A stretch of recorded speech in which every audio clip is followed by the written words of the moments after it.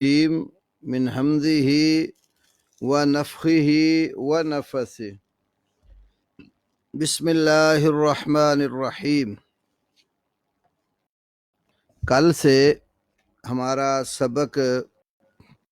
جو شروع ہے وہ قرآن حکیم اللہ کا کلام ہے یا اس کی مخلوق ہے۔ تو کل کے سبق میں تو صرف ہم نے اپنے اکابر علماء محدثین اور اسلاف کے کچھ اقوال ذکر کیے تھے اور اس مسئلے پر سلف صالحین کے اجماع، اتفاق اور اتحاد کی بات کی تھی کہ ہمارے اسلاف کا، صحابہ تابعین کا جو زمانہ ہے اور کبار ائمہ حدیث کا جو دور ہے شروع والا، پہلی دوسری صدی ہجری کا، تو پہلی دوسری صدی ہجری میں تقریباً سب کا اس بات پر اتفاق تھا اور کوئی اس بات کو پہچانتا بھی نہیں تھا کہ قرآن حکیم کو اللہ کے کلام کی بجائے اس کی مخلوق قرار دیا جائے۔ اس سلسلے میں ایک میں نے آپ کو استنباطی اور استدلالی دلیلیں بھی آپ کو تھوڑی ایک آدھ دی تھیں اور ذکر کیا تھا۔ پھر کسی نے کمنٹس میں پوچھا کہ وہ کلمہ کن جو ہے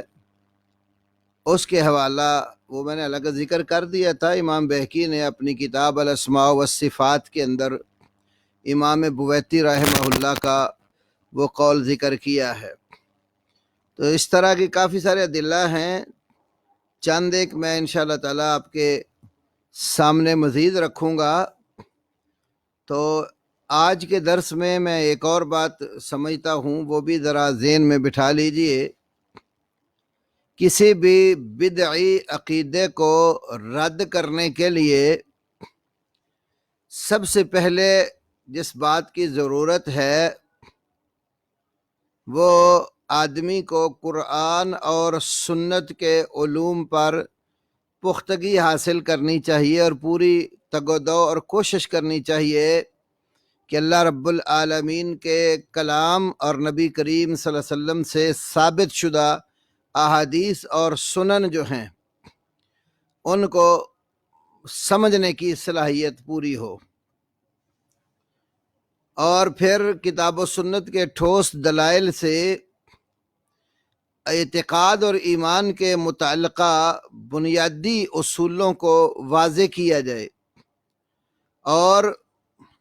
اپنے علم کے حصول کی بنیاد کتاب اور سنت کی روشنی میں صحیح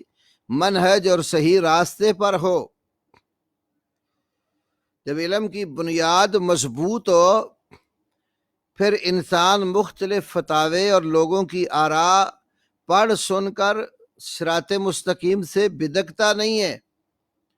بلکہ اللہ رب العالمین کی توفیق کے ساتھ وہ کتاب اور سنت کو سمجھنے والا بندہ صحیح نہج اور راستے کے اوپر قائم رہتا ہے۔ کیونکہ باطل فرق جتنے بھی ہیں وہ قرآن حکیم کی بے جا قسم کی تعویلات اور سنن کی احادیث کی تعویلات باطلہ کر کے لوگوں کو گمراہ کرتے ہیں اور ایسے ایسے معانی کتاب و سنت کی نصوص میں پیدا کرنے کی کوشش کرتے ہیں جن سے ہمارے اسلاف کوسوں دور تھے، اور خیر صرف اسی چیز میں ہی ہے کہ انسان اپنے اسلاف صحابہ کرام رضی اللہ تعالی عنہ اجمعین، تابعین اعظام، ائمہ حدیث رحمت اللہ علیہم اجمعین، انہوں نے جو کتاب و سنت کا صحیح اتفاقی فہم بیان کیا ہے اس کو مد نظر رکھا جائے، اور اگر کسی آیت کے سمجھنے میں اختلاف ہو گیا ہے، حدیث کے سمجھنے میں اختلاف ہو گیا ہے، پھر یہ دیکھا جائے کہ کتاب اور سنت کی زیادہ قریب معنی اور مفہوم کون سا ہے۔ تو جو کتاب و سنت کے زیادہ اقرب ہو، زیادہ قریب ہو، تو اس کو قبول کر لیا جائے اور دوسرے کو معذور سمجھ کر اس سے تعرض نہ کیا جائے۔ تو کتاب و سنت کے دلائل جو اس مسئلہ کے اوپر ہیں تو ان میں سے تو ایک دلیل پہلے میں نے آپ کو شروع میں بتائی تھی، یہ سورۃ الاعراف کی 54 نمبر آیت، جس آیت کریمہ کے اندر اللہ رب العالمین نے فرمایا ان ربکم اللہ الذی خلق السماوات والارض فی 6 ایام، یقیناً تمہارا پروردگار وہ اللہ ہے جس نے آسمانوں اور زمین کو 6 دنوں میں پیدا کیا، ثم استوی علی العرش، پھر وہ عرش پر مستوی ہو گیا، یغشی اللیل النہار، وہ رات کو دن کے اوپر ڈھانپ دیتا ہے، یطلبہ حثیثا، پھر وہ دن رات کے پیچھے دوڑتا ہوا چلا آتا ہے، والشمس والقمر والنجوم مسخرات بامرہ، اور سورج اور چاند اور ستارے اللہ کے امر اور اس کے حکم کے ساتھ مسخر ہیں، جکڑے ہوئے ہیں۔ الا لہ الخلق والامر، تو آگاہ رہو کہ تخلیق بھی اسی کی ہے اور حکم بھی اسی کا ہے۔ تبارک اللہ رب العالمین، بہت زیادہ برکت والا ہے وہ اللہ جو تمام جہانوں کو پالنے والا ہے۔ تو یہ جو آیت کریمہ ہے، اس آیت کریمہ سے ہمارے اسلاف نے دلیل یہ پکڑی ہے کہ اللہ نے دیکھو اس میں خلق السماوات والارض کہہ کر آسمانوں اور زمین، دن اور رات، سورج، چاند اور ستاروں کو اللہ رب العالمین کی مخلوق قرار دیا، اور یہ ساری مخلوق مسخرات بامرہ، اللہ کے امر اور اللہ کے حکم اور اس کے کلام کے ساتھ جکڑی ہوئی ہے۔ پھر الا لہ الخلق والامر کہہ کر تخلیق اور امر میں، مخلوق میں اور حکم دینے میں اللہ تعالیٰ نے فرق کر دیا ہے۔ تو خلق جو ہے یہ اللہ رب العالمین کی عملی صفت ہے، کیونکہ وہ پروردگار کائنات کے اندر مختلف چیزیں اس نے پیدا کی اور پیدا کرتا رہتا ہے، یہ اللہ رب العالمین کی فعلی صفت ہے۔ اور امر، حکم دینا، یہ اللہ تعالیٰ کی قولی صفت ہے۔ تو فعلی اور قولی یہ دو الگ الگ وصف ہیں۔ تو کائنات کی یہ ساری چیزوں کو اللہ رب العالمین نے اپنی مخلوق قرار دیا، اور اس سب کو اپنے امر کے ساتھ باندھ رکھا ہے۔ یہ امر اللہ کا کلام ہے، تو اللہ نے اپنے امر میں اور اپنی تخلیق کے اندر یہاں پر واو عاطفہ کے ذریعے فرق کیا ہے۔ اور دو عطف شدہ چیزیں جو ہوتی ہیں اصولی طور پر آپس میں ایک دوسرے کا غیر ہوتی ہیں، دونوں ایک نہیں ہوتی، الا یہ کہ کوئی اس کے خلاف قرینہ موجود نہ ہو۔ تو یہاں اللہ نے دونوں صفات میں فرق کیا ہے اور بتایا ہے کہ یہ تخلیق اللہ کے حکم سے ہوتی ہے۔ تو اس کا حکم جب ہوتا ہے تو کائنات بنتی ہے۔ جیسے میں نے کل ایک دوسری آیت سے ایک اور استدلال کیا تھا، سورہ یاسین کی 82 نمبر آیت، اس کو بھی اگر آپ اس سینس میں دیکھ لیں امر اور خلق کے اعتبار سے، انما امرہ اذا اراد شیئا ان یکون لہ کن فیکون، اللہ کا امر اور اس کا حکم صرف اتنا ہوتا ہے جب کسی چیز کے بنانے کے لیے ارادہ کر لیتا ہے تو وہ کہہ دیتا ہو جا، وہ چیز ہو جاتی ہے۔ تو اس آیت سے یہ بات معلوم ہوئی کہ کائنات میں جو کچھ بھی پیدا ہوا ہے یہ اللہ کے امر سے پیدا ہوا ہے۔ تو امر علیحدہ چیز ہے اور مخلوق اور پیدا کردہ چیز وہ الگ ہے۔ تو اللہ تعالیٰ نے ان دونوں میں فرق کیا ہے۔ تو کل میں نے آپ کو بتایا تھا کہ اگر امام بویتی کے قول کے مطابق جو الاسماء والصفات للبیہقی میں موجود ہے، اگر ہم کن کو بھی مخلوق سمجھیں تو کلمہ کن سے تو دیگر چیزیں پیدا ہوتی ہیں، تو اس کا مطلب ہے مخلوق نے مخلوق کو پیدا کیا، تو یہ نظریہ بھی باطل ہے۔ امام احمد ابن حنبل رحمت اللہ علیہ نے جہمی اور معتزلہ لوگوں کا رد کرنے کے لیے اس آیت کو بطور دلیل استعمال کیا ہے، اور امام احمد رحمت اللہ علیہ نے اس میں خلق اور امر کا جو فرق ہے وہ مد نظر رکھ کر قوم کو یہ بات سمجھائی کہ اللہ کا امر وہ اس کا کلام ہے، اور مخلوق اور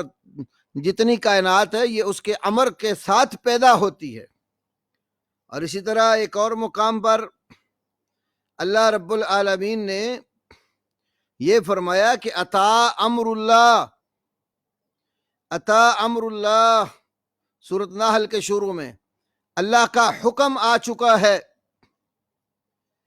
تو یہاں اللہ تعالیٰ کا جو حکم ہے وہ اللہ کا کلام ہے، تو اللہ تعالیٰ کا کلام جب وارد ہوتا ہے، اس کا امر وارد ہوتا ہے،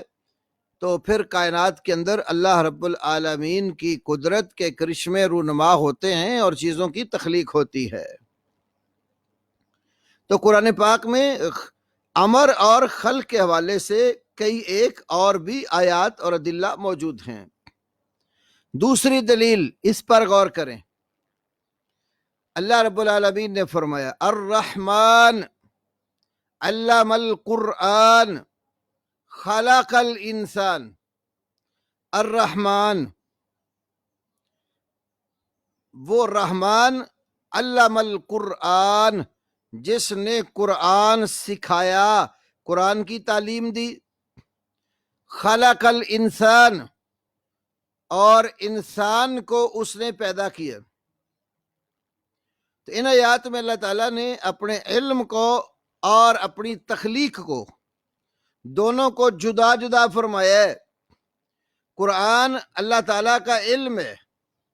اور انسان اللہ تعالیٰ کی تخلیق ہے۔ چنانچہ اللہ تعالیٰ کا علم وہ مخلوق کے علاوہ ذکر ہوا ہے، تو اللہ کا علم، اللہ کا کلام، یہ اس کی مخلوق نہیں ہے، اس کی صفت ہے۔ دیکھو نا، علم القرآن، اللہ نے قرآن سکھایا، قرآن کی تعلیم دی۔ اللہ رب العالمین نے بذریعہ وحی نبی کریم صلی اللہ علیہ وسلم پر اپنا یہ علم، اپنا یہ کلام اتارا۔ تو قرآن کا جو علم ہے اللہ کا، اللہ رب العالمین نے اس کو علیحدہ بیان کیا ہے، اور خلق الانسان کہہ کر انسان کی تخلیق اور جو پیدائش ہے اس کو الگ ذکر فرما دیا ہے۔ تو علم اور تخلیق میں خود اللہ رب العالمین نے فرق کیا ہے۔ تو لہذا معلوم ہوا کہ تخلیق، مخلوق اللہ کی علیحدہ ہے اور اس کا علم علیحدہ ہے۔ علم اللہ رب العالمین کا وصف ہے۔ پھر ایک اور لحاظ سے غور کرو، اللہ تبارک و تعالیٰ نے سورۃ البقرہ کی 120 نمبر آیت میں ارشاد فرمایا قل ان ھدی اللہ ھو الھدی، آپ کہہ دیں بے شک اللہ کی ہدایت ہی حقیقی ہدایت ہے۔ وَلَئِنِ اتَّبَعْتَ أَهْوَاءَهُمْ بَعْدَ الَّذِي جَاءَكَ مِنَ الْعِلْمِ، اور البتہ اگر آپ ان کی خواہشات کی پیروی کریں آپ کے پاس علم آ جانے کے بعد، تو مَا لَكَ مِنَ اللَّهِ مِنْ وَلِيٍّ وَلَا نَصِيرٍ، تو اللہ کی طرف سے آپ کے لیے کوئی بھی کارساز اور آپ کا مددگار نہیں ہوگا۔ اس آیت کریمہ میں اللہ تعالیٰ نے قرآن پاک کو اپنا علم قرار دیا ہے، الذی جاءک من العلم، اور اس معنی کی کہ جاءک من العلم، قرآن پاک میں بے شمار آیات ہیں جس میں اللہ نے اپنی وحی کو اپنا علم کہا۔ تو اگر قرآن کو مخلوق کہا جائے تو اس کا معنی یہ ہوا کہ یہ جو قرآن اللہ کا علم ہے یہ مخلوق ہے، اور مخلوق حادث ہے، اور جو چیز حادث اور نئی پیدا کردہ ہوتی ہے اس کو، اس کے اندر تغیر اور تبدل بھی ہوتا ہے اور وہ فوت بھی ہوتی ہے۔ تو جب یہ حادث کلام ہوا معتزلہ اور جہمیہ قسم کے جو لوگ ہیں ان کے عقیدے کے مطابق اس کا مطلب ہے کہ جب اللہ رب العالمین تھا اور مخلوق نہیں تھی تو الیاذ باللہ اللہ تعالیٰ کا علم نہیں تھا، اللہ کو کسی چیز کا پتہ ہی نہیں تھا، بعد میں اس نے خود اس چیز کو پیدا کیا جس کا خود اس کو علم نہ تھا۔ یہ جہالت در جہالت جو ہے وہ اس سے نکلتی ہے۔ تو اللہ تبارک و تعالیٰ کو الیاذ باللہ اس کے قرآن کو اس کا کلام ہونے کا انکار کر کے مخلوق قرار دینا، ایک تو یہ چیز ثابت کرتا ہے کہ الیاذ باللہ خود اللہ بہت سارے امور سے ناواقف تھا، یہ علم ہی نہیں تھا اس کو، چونکہ علم تو تب آیا جب یہ چیز پیدا ہوئی، تو جب پیدا ہی نہیں ہوئی تھی تو پھر اس کو کیا اس چیز کا علم نہیں تھا؟ اور دوسری بات، جو چیز پیدا ہوتی ہے اس کو موت بھی ہوتی ہے، تو کیا یہ رزلٹ نکلے گا کہ علم، یہ قرآن جو اللہ کا علم ہے اس کی وحی ہے اور یہ مخلوق ہے، تو مخلوق کو تو موت بھی آتی ہے، تو کیا اللہ تعالیٰ کا علم فوت ہو جائے گا الیاذ باللہ اور وہ جاہل رہ جائے گا، ان چیزوں سے ناواقف رہ جائے گا؟ پھر اللہ کے علم میں تغیر اور تبدل بھی ہوتا ہے، جیسے مخلوقات کے اندر تغیر اور تبدل ہوتا ہے، تو یہ چیز کئی ایک الجھنوں کا شکار بن جاتی ہے۔ تو اللہ رب العالمین کا کلام یہ اللہ کا علم ہے، اور اللہ کے علم کو مخلوق قرار دینا بہت بڑا ظلم، اور اللہ رب العالمین کو الیاذ باللہ بہت سارے امور سے ناواقف اور جاہل قرار دینے کے مترادف ہے۔ اسی لیے امام احمد ابن حنبل رحمت اللہ علیہ نے فرمایا، امام احمد کے بیٹے عبداللہ نے اور دیگر ان کے تلامذہ، بلکہ ان کے شاگرد ابن ہانی نے، جو ان کی کتاب المسائل کے نام پر چھپی ہے، مسائل ابن ہانی، جلد دوم صفحہ 153 اور 154 پر امام احمد ابن حنبل رحمت اللہ علیہ کا قول نقل کیا کہ امام صاحب فرماتے ہیں کہ قرآن کریم اللہ تعالیٰ کا علم ہے، تو جو شخص اللہ کے علم کو مخلوق سمجھتا ہے تو وہ کافر ہے۔ تو اللہ کے علم کو مخلوق قرار دینا، جیسے میں نے 3-4 چیزیں آپ کے سامنے رکھی، تو یہ بہت بڑے کفر کا پیش خیمہ بن جاتا ہے۔ اسی طرح آپ تیسرے نمبر پر قرآن کی اس آیت پر بھی غور فرما لیں۔ اللہ نے کہا قُلْ لَوْ كَانَ الْبَحْرُ مِدَادًا لِكَلِمَاتِ رَبِّي لَنَفِدَ الْبَحْرُ قَبْلَ أَن تَنْفَدَ كَلِمَاتُ رَبِّي وَلَوْ جِئْنَا بِمِثْلِهِ مَدَدًا۔ قل کہہ دیجئے، لَوْ كَانَ الْبَحْرُ اگر ہو جائے سمندر، مدادن روشنائی جس کے ساتھ لکھا جاتا ہے، لکلمات ربی میرے رب کے کلمات کے لیے، لنفد البحر قبل ان تنفد کلمات ربی میرے رب کے کلمات، اس کی گفتگو، اس کا کلام ختم ہونے سے پہلے یہ سمندر ختم ہو جائیں گے، رب کے کلمات ختم نہیں ہوں گے۔ وَلَوْ جِئْنَا بِمِثْلِهِ مَدَدًا اگرچہ اتنے ہی اور سمندر روشنائی کے لیے مزید کیوں نہ لے آئیں۔ اسی طرح سورہ لقمان میں فرمایا وَلَوْ أَنَّ مَا فِي الْأَرْضِ مِنْ شَجَرَةٍ أَقْلَامٌ جتنے زمین میں درخت ہیں اگر یہ سارے کے سارے کلمے بن جائیں، وَالْبَحْرُ يَمُدُّهُ مِنْ بَعْدِهِ سَبْعَةُ أَبْحُرٍ اور پھر سمندر جو ہیں وہ روشنائی بن جائیں، پھر مزید 7 سمندر اور اس کی مدد کے لیے ہوں، ما نفدت کلمات اللہ اللہ کے کلمات ختم نہیں ہوں گے۔ ان اللہ عزیز الحکیم بے شک اللہ تعالیٰ ہر چیز پر غالب، کمال حکمت والا ہے۔ اب یہاں پر اللہ رب العالمین نے واضح لفظوں میں یہ بات سمجھا دی ہے کہ اللہ تعالیٰ کی بات، اس کا کلام، یہ ایسا سلسلہ جو لامتناہی ہے، بالکل ختم ہونے والا ہے ہی نہیں۔ اگر اللہ تعالیٰ کے پیدا کردہ سمندروں کو اللہ رب العالمین کے کلام کو لکھنے کے لیے روشنائی بنایا جائے، اور جتنے درخت اللہ نے پیدا کیے ہوئے ہیں ان درختوں کو لکھنے کے لیے کلمے بنا لیا جائے، تو تمام سمندر ختم ہو جائیں، کلمے لکھ لکھ کر کھس جائیں، اور اس جیسے پھر 7 سمندر روشنائیوں کے لیے اور لائے جائیں اور کلمات کو لکھا جائے، تو اللہ رب العالمین کا کلام قطعاً ختم نہیں ہوگا۔ یہ سیائیاں، یہ درخت اور یہ کلمے سب کچھ ختم ہو جائیں گے، پروردگار کا کلام ختم نہیں ہوگا۔ تو یہاں سے بات سمجھ آتی ہے کہ اللہ کے کلام کی عظمت کس قدر ہے۔ اللہ تعالیٰ کا کلام جو اللہ کی صفت ہے اور اس کا علم ہے، الہی مخلوق کلام بالکل فانی ہے، اس کو اللہ کے کلام کے اوپر قیاس نہیں کیا جا سکتا۔ ایک لا متناہی کلام ہے اور ایک متناہی ہے، ایک لا محدود ہے اور ایک محدود کلام ہے، ایک کلام جس میں کوئی تغیر تبدل نہیں ہے، جس کو حدث واقع نہیں ہے، اور ایک وہ کلام جس میں تغیر اور تبدل ہوتا ہے اور اس کا وہ مٹ جاتا ہے۔ اس کا اور اللہ کے کلام کا کیا فرق ہو، بڑا واضح فرق ہوگا، دونوں کا کیا مقابلہ آپس میں ہو سکتا ہے۔ تو قرآن مجید میں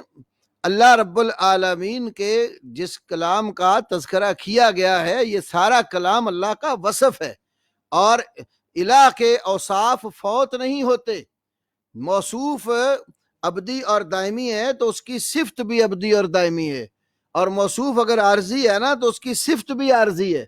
تو اللہ رب العالمین جو ہے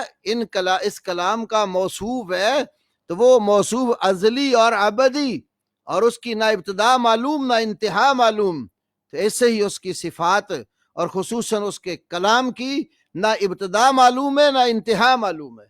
کیونکہ کل میں نے یہ بات بھی ایک ذکر کی تھی، کئی کتب عقائد کے اندر یہ بات موجود ہے کہ اللہ رب العالمین کا جو کلام ہے اس کی ابتدا بھی اللہ رب العالمین سے ہے اور اس کی انتہا بھی اسی کے اوپر ہے۔ مثال کے طور پر یہ دوبارہ عرض کرتا ہوں، امام بہقی کی الاسماء والصفات جلد اول میں صفحہ نمبر 599 پر امام بہقی رحمۃ اللہ علیہ نقل کرتے ہیں، قولہ منہ خرج فمعناہ منہ سمع وبتعلیمہ تعلم وبتفہیمہ فہم، کہ یہ کلام اللہ سے صادر ہوا ہے، اللہ سے ہی سنا گیا ہے، اور اللہ تعالیٰ کی تعلیم کے ساتھ ہی اس کو سیکھا گیا ہے، اللہ کی تفہیم کے ساتھ ہی اس کو سمجھا گیا ہے۔ وَإِلَيْهِ يَعُودُ فَمَعنَا إِلَيْهِ تَعُودُ تِلَاوَتُنَا لِكَلَامِهِ وَقِيَامُنَا بِحَقِّهِ فَمَعنَاهُ، یہ کلام اللہ ہی کی طرف لوٹتا ہے، اس کا مطلب تعود تلاوتنا لکلامہ، ہماری تلاوت اللہ کے کلام کی طرف ہی پلٹتی ہے، وقیامنا بحقہ، اور ہمارے قیام جو ہیں وہ اپنے اللہ ہی کے حق کے ساتھ جو ہے نا وہ قائم ہوتے ہیں۔ جیسے اللہ نے فرمایا الیہ یصعد الکلم الطیب، پاکیزہ کلمات اللہ ہی کی طرف چڑھتے ہیں جاتے ہیں، تو الیہ، اس کلام کی ابتدا اللہ سے ہے، اس کا سماع اللہ رب العالمین سے کیا گیا ہے، اور اس کی تفہیم اللہ ہی کی طرف سے، اس کے سکھانے سے اس کی تفہیم اور اس کا معنی اور مفہوم معلوم ہوتا ہے۔ تو اس لیے یہ اللہ کی طرف سے ہی کلام شروع ہوا اور اللہ رب العالمین کی طرف ہی پلٹتا ہے۔ تو اللہ رب العالمین نے قرآن پاک میں اپنی بے شمار صفات اور اپنے کئی ایک نام ذکر فرمائے ہیں۔ قرآن پاک میں یہ چوتھی دلیل عرض کرنے لگا ہوں، اللہ کے نام اللہ، الرحمن، الرحیم، العلیم، الغفور، العزیز، الکریم وغیرہ ذکر ہوئے ہیں، اور یہ سارے اسماء اللہ کے ہیں، سب سے اچھے نام ہیں اور اللہ کے کلام سے تعلق رکھتے ہیں۔ تو اگر یہ سمجھا جائے کہ یہ کلام مخلوق ہے اور بعد میں یہ پیدا ہوئی ہے، ازلی ابدی نہیں ہے یہ کلام، تو اس کا مطلب یہ اللہ تبارک و تعالیٰ کا پہلے کوئی نام ہی نہیں تھا، یہ سارے اس کے اسماء بعد میں پیدا ہوئے ہیں، اور پھر اللہ نے اپنی ذات کی تسبیح اور اللہ تعالیٰ کے ناموں اور سب سے اونچے جو اللہ کے نام ہیں ان کی تسبیح کا امر فرمایا، سبح اسم ربک الاعلی، اپنے بلند و بالا پروردگار کے نام کی تسبیح کرو۔ تو اللہ تعالیٰ کی ذات سے مانگنا یا اللہ تعالیٰ کے اسماء سے مانگنے کو بھی اللہ نے ایسا ہی قرار دیا ہے، جیسے اس کی ذات سے مانگ رہے ہیں نا، تو اس کے نام لے کر اس سے مانگا جاتا ہے۔ وَلِلَّهِ الْأَسْمَاءُ الْحُسْنَى فَادْعُوهُ بِهَا، سب سے اچھے نام اللہ ہی کے ہیں، تم ان ناموں سے اللہ تعالیٰ کو پکارو۔ تو یہاں اور دوسری جگہ فرمایا سورۃ دہر میں، وَاذْكُرِ اسْمَ رَبِّكَ بُكْرَةً وَأَصِيلًا، اپنے رب کے نام کو یاد کرو صبح اور شام۔ تو یہ تسبیح، دعا اور ذکر یہ کسی مخلوق کے لیے نہیں ہو سکتی، یہ خالق کے لیے ہی ہے اور اس کے کلام کے ساتھ ہے۔ اور اگر یہ اسماء اور اللہ کی صفات ان کو مخلوق قرار دیا جائے تو معنی یہ ہوا کہ یہ مخلوق ہیں اور مخلوق کے ساتھ وہ تسبیح اور تعمید کی جا رہی ہے، بندگی اور عبادت مخلوق کے ساتھ کی جا رہی ہے، تو یہ بھی بہت بڑا کفر لازم آتا ہے۔ تو اللہ تعالیٰ کے کلام کو مخلوق کہنے سے یہ لازم آئے گا کہ اس کے اسماء، اس کی صفات جن کے ذریعے ہم اللہ کو پکارتے ہیں، تو یہ پکار اور اللہ رب العالمین کی دعا اور اللہ کی بندگی مخلوق کے ذریعے ہو، مخلوق کے ساتھ ہو، تو یہ کفر ہے۔ وہ ایسی اللہ کی صفات اور اس کے اسماء جو اس کا وصف ہیں اور اس کے نام ہیں، انہی کے ساتھ ہی اس کی بندگی ہوگی۔ ایسے ہی اگر ان کو مخلوق قرار دیا جائے اسماء اور صفات کو، جو قرآن میں بیان ہوئے کہ قرآن مخلوق ہے، تو لازماً نتیجہ اسماء اور صفات بھی مخلوق ہیں، تو مخلوق کی تو قسم اٹھانا جائز نہیں ہے۔ نبی صلی اللہ علیہ وسلم نے مخلوق کی قسم اٹھانے کو شرک قرار دیا ہے اور حکم دیا، من کان منکم حالفا فلیحلف باللہ، جو بندہ حلف اٹھانا چاہے وہ اللہ کا حلف اٹھائے۔ تو اس بات پر علماء کا اتفاق ہے کہ اللہ رب العالمین کے جو اسماء ہیں، جو اللہ رب العالمین کی صفات ہیں، تو اللہ تعالیٰ کے ناموں میں سے کسی کی بھی نام کے ساتھ بھی قسم اٹھائی جا سکتی ہے، جیسے تاللہ باللہ کہتے ہیں نا، اللہ کی قسم، رحمان کی قسم، رحیم کی قسم۔ تو اگر ان اسماء اور صفات کو اور لفظ اللہ کو جو اللہ کے نام ہے مخلوق مانے تو کیا لازم آیا کہ ہم مخلوق کی قسم اٹھا رہے ہیں؟ تو مخلوق کی قسم تو شرک ہے، تو پھر اللہ کے اسماء اور صفات کی قسم اٹھانا بھی شرک ٹھہرا۔ اللہ اکبر۔ تو اس عقیدے کی بہت بڑی خرابیاں ہیں، اس لیے ائمہ حدیث جو قرآن کو مخلوق کہتا تھا اس کو کافر قرار دیا کرتے تھے، بلکہ بعض تو اس حد تک بھی گئے کہ جو شخص کسی جہمی فرقے کا جو اللہ کی کلام کے بارے میں عقیدہ ہے اس کے کفر ہونے میں شک کرتا ہے تو وہ بندہ بھی کافر ہو جاتا ہے۔ مثال کے طور پر میں آپ کے سامنے ایک حوالہ ذکر کرتا ہوں۔ امام سفیان بن عیینہ رحمہ اللہ وہ کہتے ہیں کہ القرآن کلام اللہ عز و جل، قرآن اللہ عزت و جلال والے کا کلام ہے۔ من قال مخلوق فهو کافر، جس نے کہا کہ قرآن مخلوق ہے وہ کافر ہے۔ ومن شک فی کفرہ فهو کافر، جو اس کے کفر میں شک کرے وہ بھی کافر ہے۔ امام بخاری رحمۃ اللہ علیہ نے خلق و افعال العباد اور ابن بطہ نے الابانۃ الکبریٰ میں یہ بات ذکر کی، اور ابانۃ الکبریٰ میں ایک امام یزید بن ہارون جو بہت سکہ محدث تھے ان کا قول بھی موجود ہے، من قال القرآن مخلوق کافر ومن لم یکفرہ فہو کافر ومن شک فی کفرہ فہو کافر، جو کہ قرآن مخلوق ہے وہ کافر ہے، اور جو اس کو کافر نہ مانے وہ بھی کافر ہے، اور جو اس کے کفر میں شک کرے وہ بھی کافر ہے۔ اس سے معلوم ہوتا ہے کہ محدثین کے ہاں یہ کتنا بڑا مسئلہ تھا کہ قرآن پاک کو مخلوق قرار دیا جائے، اور یہ کتنا بڑا کفر ٹھہرتا ہے۔ اس لیے جہمیہ کی تکفیر کی علماء نے، اور امام بخاری نے خلق و افعال العباد میں یہ بات ذکر کی ہے کہ کسی جہمی یا رافضی کے پیچھے نماز پڑھیں یا کسی یہودی اور عیسائی کے پیچھے نماز پڑھیں تو لا ابالی، مجھے اس بات کی کوئی پرواہ نہیں ہے۔ مطلب جہمیہ اور روافض اور یہود و نصارہ امام بخاری رحمہ اللہ کے ہاں ایک ہی پیج کے اوپر تھے۔ تو اس لیے یہ بہت بڑا کفر ہے جو قرآن کو مخلوق کہا جائے تو کتنے ہی چیزوں کے اندر کفریہ امور ظاہر ہو جاتے ہیں۔ تو اللہ کے اسماء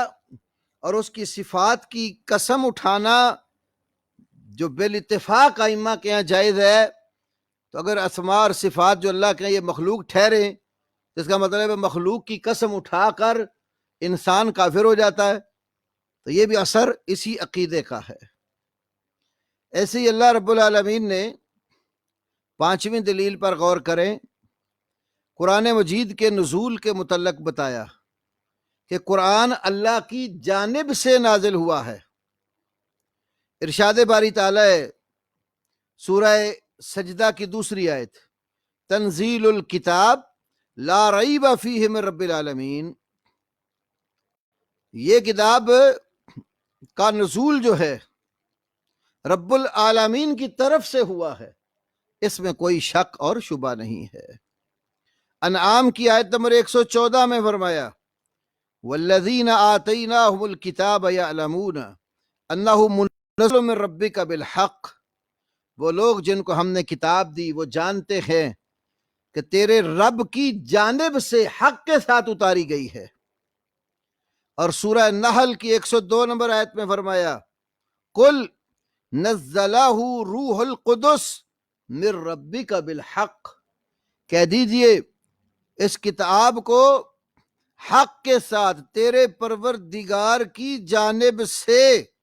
روح القدس نے نازل کیا۔ تو ان آیات پر آپ غور کریں، اللہ نے باقی جتنی چیزیں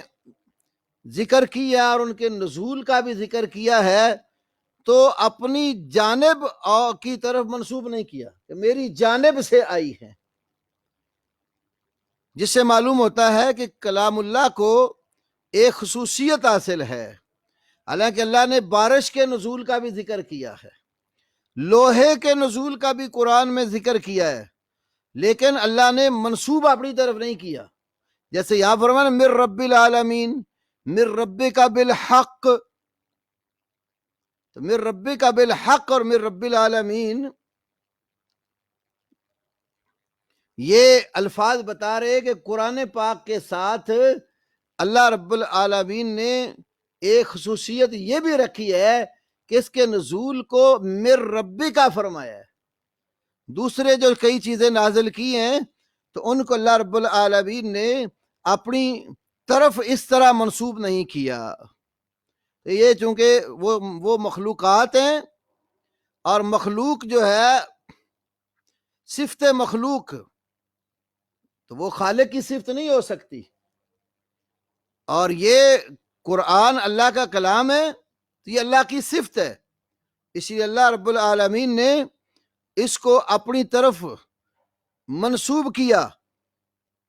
اور وہ مخلوق سے بالکل چونکہ بے نیاز اور مستغنی ہے تو اس لیے اس نے اپنی دیگر مخلوقات کو یہ نہیں فرمایا کہ وہ میں نے ان کو نازل کیا، میری طرف سے یعنی ان کا نزول ہوا۔ حالانکہ اتارتا تو اللہ ہے، لیکن اپنی طرف نسبت کر کے تو خاص اللہ نے اپنے کلام کو، اپنے وصف کو ذکر فرمایا، جس سے معلوم ہوتا ہے کہ تخلیق مخلوقات اور کلام اللہ، اللہ تعالیٰ نے اس کے نزول میں بھی فرق کیا ہے۔ اسی طرح اللہ اکبر، ایک حدیث پر غور کریں، بڑی مشہور حدیث ہے، صحیح مسلم میں 2708 نمبر پر، صبح و شام کے اذکار میں ہم اس کو پڑھتے ہیں۔ خولہ بنت حکیم رضی اللہ تعالیٰ عنہ کہتی ہیں، بی بی خولہ کہتی کہ میں نے رسول اللہ صلی اللہ علیہ وسلم کو فرماتے ہوئے سنا ہے جو آدمی کسی جگہ پڑاؤ ڈالے تو اور یہ کلمات پڑھے اعوذ بکلمات اللہ التامات من شر ما خلق، اعوذ بکلمات اللہ، میں اللہ تعالیٰ کے کلمات کی پناہ پکڑتا ہوں، التامات جو مکمل اور پورے ہیں، کامل ترین ہیں، من شر ما خلق ہر اس چیز کے شر سے جو اس نے پیدا کی، یعنی اس کی ہر مخلوق کے شر سے میں اللہ کے مکمل کلمات کے ذریعے پناہ پڑھتا ہوں۔ تو نبی صلی اللہ علیہ وسلم نے فرمایا جو بندہ یہ پڑھتے جب تک وہاں سے کوچ نہیں کر جاتا، ڈیرا لگائے رکھتا ہے، تو کوئی چیز اس کو ضرر اور نقصان نہیں دیتی۔ اب آپ غور کریں، اگر اللہ تعالیٰ کے کلمات کو مخلوق مانا جائے تو مخلوق کی پناہ پکڑنا تو شرک ہے۔ ہمیں تو کلمات کے ساتھ پناہ پکڑنا سکھایا گیا ہے، تو مخلوق کی جب پناہ پکڑنا شرک ہے تو کیسے مان لیا جائے کہ کلمات اللہ جو ہیں وہ مخلوق ہیں؟ وگرنہ اس کا مطلب ہے کہ ہم مخلوق کی پناہ پکڑ رہے ہیں۔ قرآن میں بھی آخری 2 صورتوں میں قل اعوذ برب الناس مالک الناس، تو یہ جو 2 صورتیں اللہ کی پناہ سکھائی گئی ہے، اللہ کے اسماء کے کلمات کے ساتھ پناہ پکڑنا سکھائی گئی ہے، تو اس کے اسماء اور اس کے صفات وہ اس کی مخلوق نہیں ہے، ورنہ اس طرح کی احادیث اور دعائیں جتنی ہیں، تعوذات، اس سے لازم آئے گا کہ ہم مخلوقات کے ذریعے جو ہیں مخلوقات کی پناہ پکڑ رہے ہیں، تو مخلوق کی پناہ نہیں ہونی چاہیے، پناہ صرف اللہ رب العالمین کی ہونی چاہیے۔ اللہ اکبر۔ امام بخاری کے استاذ امام نعیم بن حماد جو ثقہ اور صدوق محدث تھے، وہ فرماتے ہیں کہ مخلوق کی پناہ طلب نہیں کی جا سکتی، ایسے انسانوں، جنوں اور فرشتوں کی کلام کی پناہ مانگنا بھی ناجائز ہے۔ اور اس کے بعد پھر امام بخاری فرماتے ہیں، اور اس حدیث میں یہ جو میں نے بھی پیش کی دلیل ہے کہ اللہ تعالیٰ کا کلام مخلوق نہیں ہے، اور اللہ تعالیٰ کے سوا ہر چیز مخلوق ہے۔ اگر اللہ کا کلام مخلوق ہوتا تو اس کی پناہ پکڑنا نہ سکھائی جاتی۔ اسی طرح حضرت ابو ہریرہ رضی اللہ تعالی عنہ کی ایک حدیث ہے، رسول اللہ صلی اللہ علیہ وسلم نے فرمایا اللہ تعالیٰ کے کلام کی فضیلت مخلوق کے کلام پر ایسی ہے جیسے اللہ تعالیٰ کی فضیلت ساری کائنات پر ہے۔ یہ حدیث بہت سارے ائمہ حدیث نے بیان کی ہے، میں آپ کے سامنے بھی کچھ اور صحابہ سے بھی الاسماء والصفات جو امام بہقی کے وہاں سے آپ کے سامنے رکھتا ہوں۔ یہ صفحہ نمبر 596 ہے۔ اللہ اکبر۔ یہاں پر یہ جو مرفوع حدیث ہے ابھی میں نے آپ کے سامنے رکھی، جو اس کے امام عثمان بن سعید الدارمی نے اپنی کتاب کے اندر بیان کیا ہے، الرد علی الجہمیہ 287 اور 340 نمبر پر، اور امام لالکائی نے شرح اصول اعتقاد اہل سنہ والجماعہ میں 557 نمبر پر اس کو روایت کیا ہے، اور اس کے مطابق ائمہ کے اقوال بھی ہیں۔ مثلا امام حسن بصری رحمہ اللہ کا کلام فضل القرآن علی الکلام کا فضل اللہ تعالی علی عبادہ، اللہ کے قرآن کی تمام کلاموں پر فضیلت ایسے ہے جیسے اللہ کی فضیلت اس کے بندوں کے اوپر ہے۔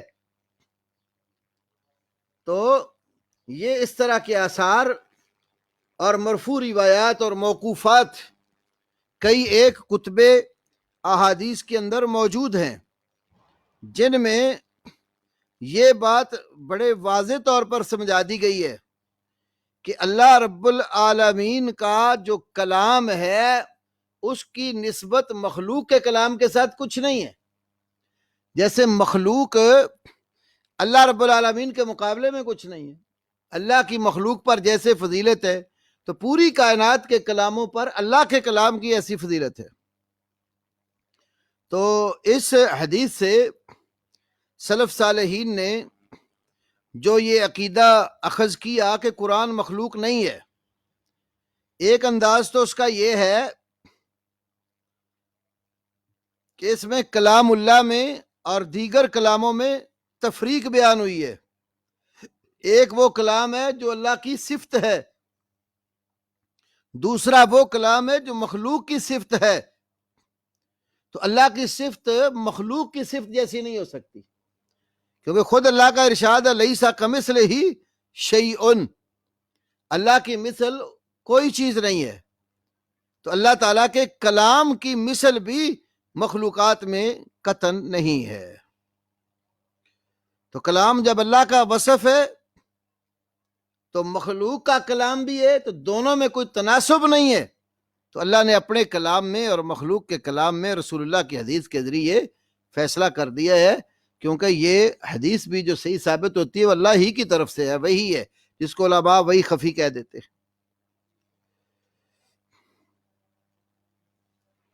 اسی طرح کلام الہی کا جو مقام اور مرتبہ ہے اور اوصاف ہیں وہ اللہ کے مقام اور مرتبے اور ذات والے، جبکہ مخلوق کا جو کلام ہے اس کا مقام اور مرتبہ اور اس کا وصف وہ مخلوق جیسا ہے. تو اس لیے جب اللہ کے کلام کا وصف اور اللہ رب العالمین کے کلام کا مرتبہ اور مقام وہ مخلوق والے کلام جیسا ہے، تو پھر اللہ کا کلام مخلوق کیسے ہو سکتا ہے؟ اللہ اکبر. اور یاد رکھو یہ اللہ کا کلام یہ اللہ کی ذات کے ساتھ قائم ہے، اور مخلوق کا کلام وہ مخلوق کی ذات کے ساتھ ہے. اور اللہ کا کلام جو اللہ کی ذات کے ساتھ قائم ہے وہ اللہ رب العالمین کی صفات اللہ تعالیٰ سے بالکل الگ اور جدا نہیں مانی جائیں گی. ہاں، اللہ کا وصف وہ اللہ تعالیٰ کی ذات کے ساتھ قائم ہے. اللہ کا اپنا وجود ہے اور اس کی صفات کا وجود ہے، لیکن وہ صفات اللہ کی ذات کے ساتھ قائم ہے. وہ خالق ہے تو پیدا کرنا اس کا وصف ہے، یہ اس کے ساتھ قائم ہے. وہ رحیم ہے، رحم کرنا اس کا وصف ہے، یہ صفت اس کی ذات کے ساتھ قائم ہے. ایسے ہی وہ کلام کرتا ہے تو کلام کرنا اس کا وصف ہے، یہ اس کی ذات کے ساتھ قائم ہے.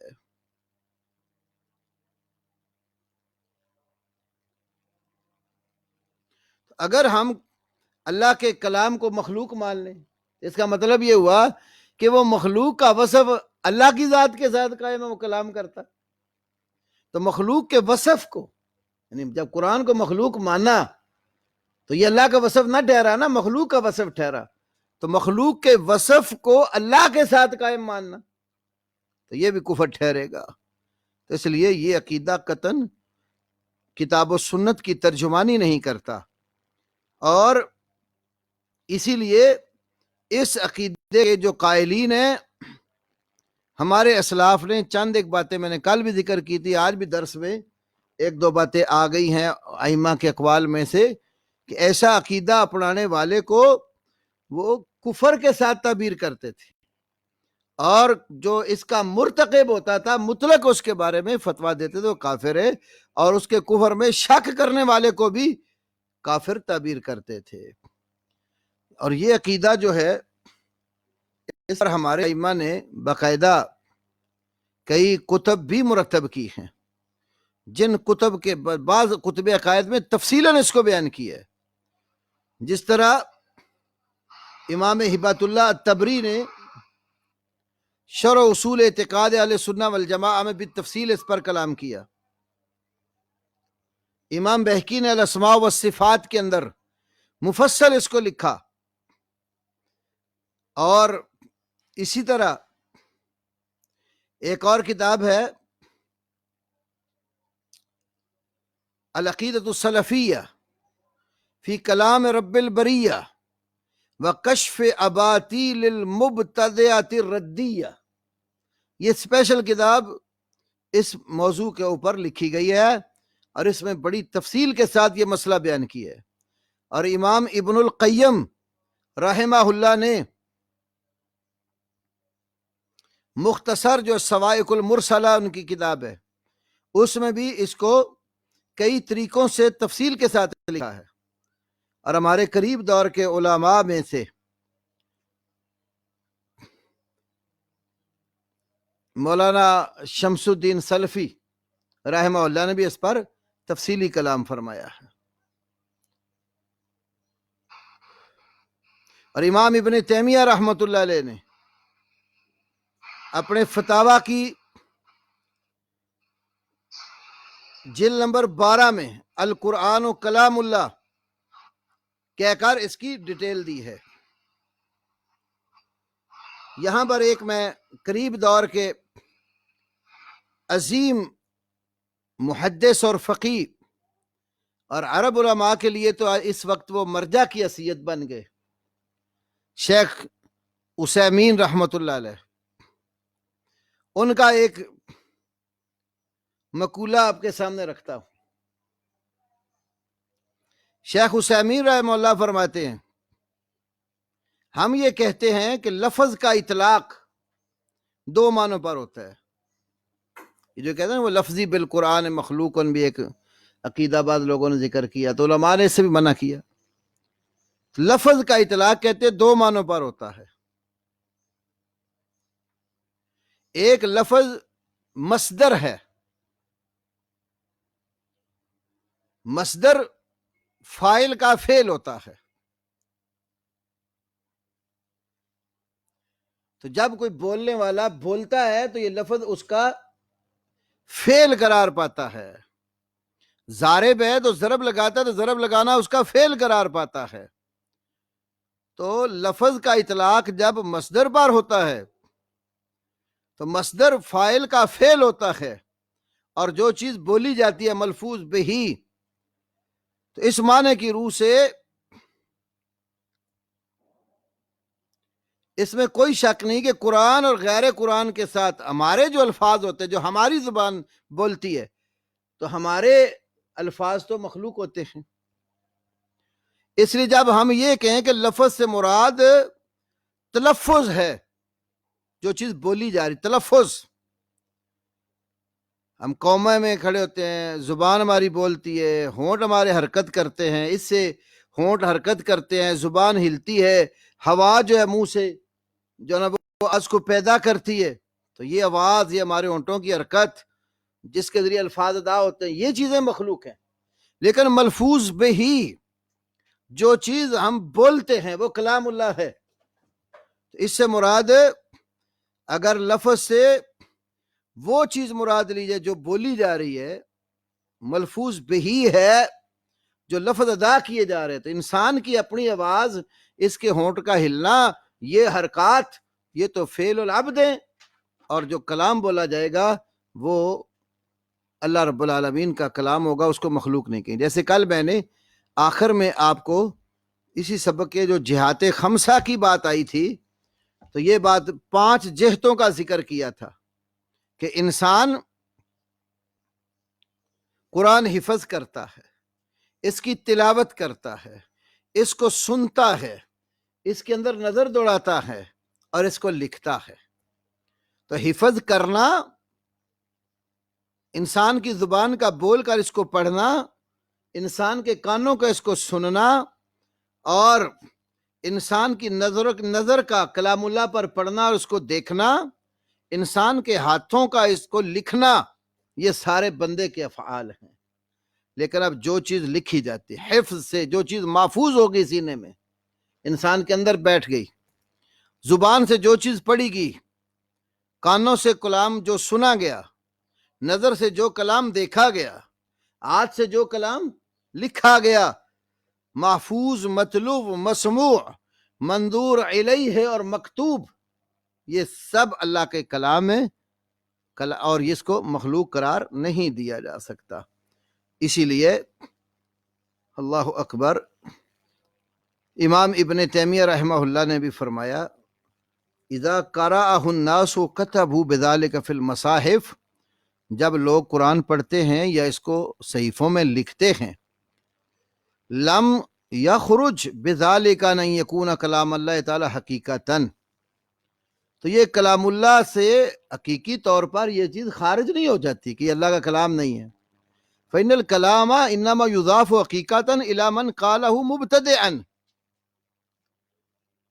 اللہ اکبر، اس لیے کہ کلام حقیقتاً اس شخص کی طرف، اس ہستی کی طرف منسوب کیا جاتا ہے جس کے ساتھ ابتدا میں تکلم کیا، اور وہ اس کی طرف منسوب نہیں ہوتا جس نے اسے آگے پہنچانے کے لیے کیا۔ کلام جب بولے اللہ کا کلام پڑھا تو اللہ کا کلام اللہ کی طرف ہی منسوب ہوگا، جس نے اس کو بول کر آگے دنیا تک پہنچایا ہے تو یہ نہیں کہا جائے گا یہ اس بندے کا کلام ہے، یہ تو مبلغ ہے، یہ تو اس کو آگے پہنچانے والا ہے، یہ تو وہ کلام کی تلاوت کر کے پڑھ کر سنانے والا ہے، یہ تو اس کلام کو حفظ کر کے آگے دنیا تک نقل کر، لکھ کر نقل کرنے والا ہے، کلام اسی کا ہے، سے اس کلام کی ابتدا ہوئی ہے۔ یہ بھی بڑی کمال کی بات ہے کہ جب قرآن کو مصاحف میں لکھیں یا اس کی تلاوت کریں تو وہ لکھنے اور تلاوت کرنے سے اللہ کے کلام سے وہ چیز خارج نہیں ہوتی، کیونکہ یہ حقیقی طور پر کلام اللہ کا ہے، یہ لکھنے والا، بولنے والا، پڑھنے والا اس کا مبلغ ہے، اس کو آگے پہنچا رہا ہے۔ یا ایھا الرسول بلغ ما انزل الیک، اے رسول پہنچا دیجیے اس چیز کو جو تیری طرف اتارا گیا، تو مبلغ کہا جاتا ہے اس کو، وہ کسی کی بات کو آگے پہنچانے والا۔ تو یہ لکھنے کے باوجود بھی کلام اللہ ہی رہتا ہے اور کلام اللہ سے اس کو خارج نہیں کیا جا سکتا۔ تو یہ قرآن اللہ کا کلام ہے۔ یہ چند ایک دلیلیں جو بعض کتب سے میں نے اخذ کر کے آپ کے سامنے رکھی ہیں، ہمارے علماء اور اسلاف جو پرانے گزرے ہیں وہ ان چیزوں سے دلیل پکڑتے تھے اور قرآن کو اللہ کی طرف سے محمد رسول اللہ صلی اللہ علیہ وسلم پر نازل ہونے والا کلام مانتے تھے اور اللہ کی صفت سمجھتے تھے۔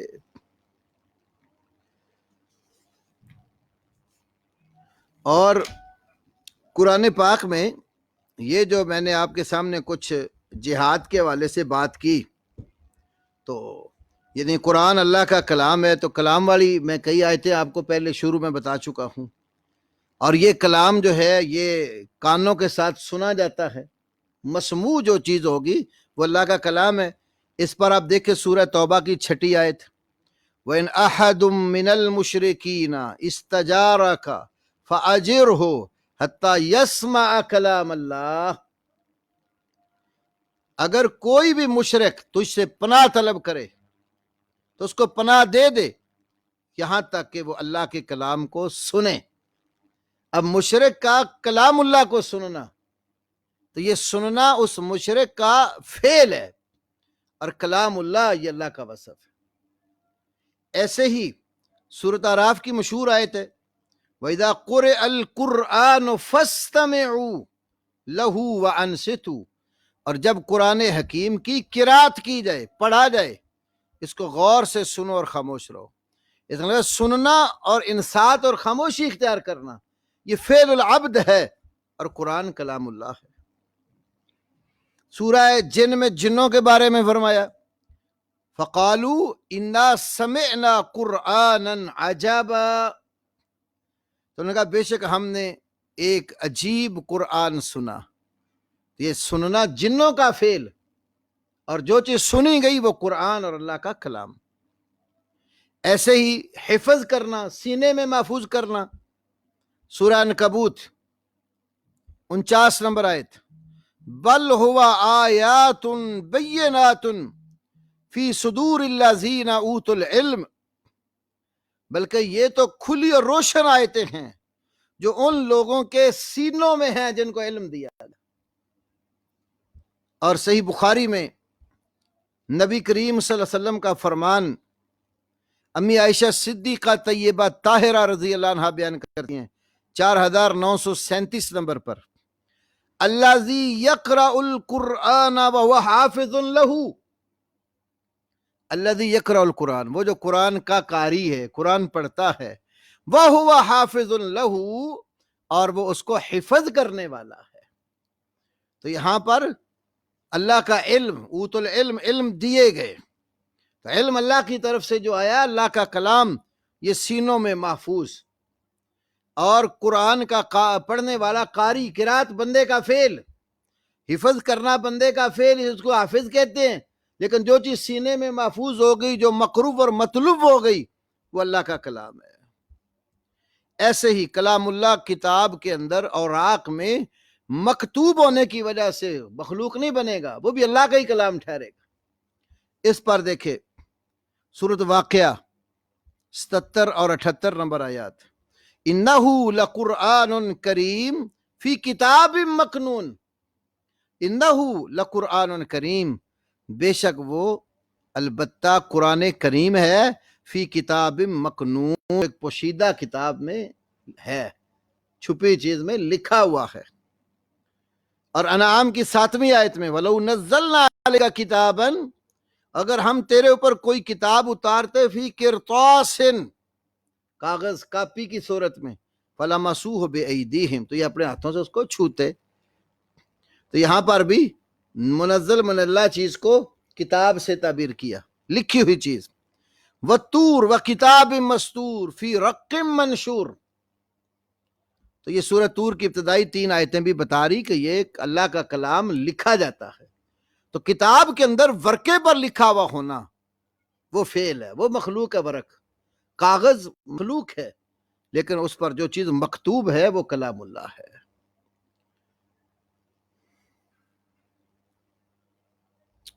ایسے ہی صحیحین کی بڑی مشہور حدیث ہے، بخاری 2990، مسلم 1869، نبی کریم صلی اللہ علیہ وسلم نے فرمایا، لا تسافروا بالقرآن الى ارض العدو کراہۃ ان ینالہ العدو، قرآن لے کر دشمن کی سرزمین کی طرف سفر نہ کرو، اس بات کو ناپسند کرتے فرمایا کہیں دشمن اس کے ہاتھ اس کو نہ پالے۔ تب قرآن لے کر، یہاں سے مراد وہی قرآن جو مکتوب ہو، کیونکہ سینوں میں محفوظ کو دشمن ہاتھ نہیں لگا سکتا، اس کا مطلب قرآن مکتوب بھی ہے، لکھا بھی گیا ہے، تو جن اوراق پر لکھا گیا ہے وہ اوراق مخلوق ہیں، لیکن مکتوب چیز جو ہے اس کو مخلوق نہیں کہا جاتا۔ ایسے ہی اللہ کا کلام انسانوں کی عقل میں، ذہنوں میں بھی بیٹھ جاتا ہے۔ افلا یتدبرون القرآن ام علی قلوب اقفالھا، افلا یتدبرون القرآن، سورہ محمد، یہ لوگ قرآن پر تدبر کیوں نہیں کرتے؟ ام علی قلوب اقفالھا، یعنی کہ دلوں کے اوپر قفل اور تالے پڑے ہوئے۔ تو جو اللہ کے کلام کو کسی معلم سے سیکھتا ہے اور اس سے حاصل کرتا ہے، تو معلم سے سیکھنے سے، کتاب سے پڑھنے سے، قاری سے سبق حفظ کرنے اور یاد کرنے سے یہ لازم نہیں آتا کہ اس کو مخلوق کہا جائے، بلکہ وہ کلام اللہ ہی رہتا ہے، اور کلام اللہ کو سیکھا بھی جاتا ہے، لکھا بھی جاتا ہے، حفظ بھی کیا جاتا ہے، کلام اللہ کو دماغ کے اندر محفوظ کر کے رکھا جاتا ہے، اس پر تدبر بھی کیا جاتا ہے، اس کو پڑھا بھی جاتا ہے، سنا بھی جاتا ہے، اس کی طرف نظر بھی کی جاتی ہے۔ تو ان تمام جہتوں کے اعتبار سے جو اللہ کا کلام ہے اس کو مخلوق نہیں کہیں گے، بلکہ اس کو اللہ کا کلام کہیں گے۔ یہی ہمارے اسلاف کا سبق ہے۔ اللہ رب العالمین ہمیں قرآن حکیم کو سمجھنے اور قرآن حکیم کو پڑھنے اور سیکھنے کی توفیق دے، اور اس کو اللہ کا کلام ماننے اور اسلاف کے نقش قدم پر چلنے کی توفیق دے۔ وآخر دعوانا الحمدللہ رب العالمین۔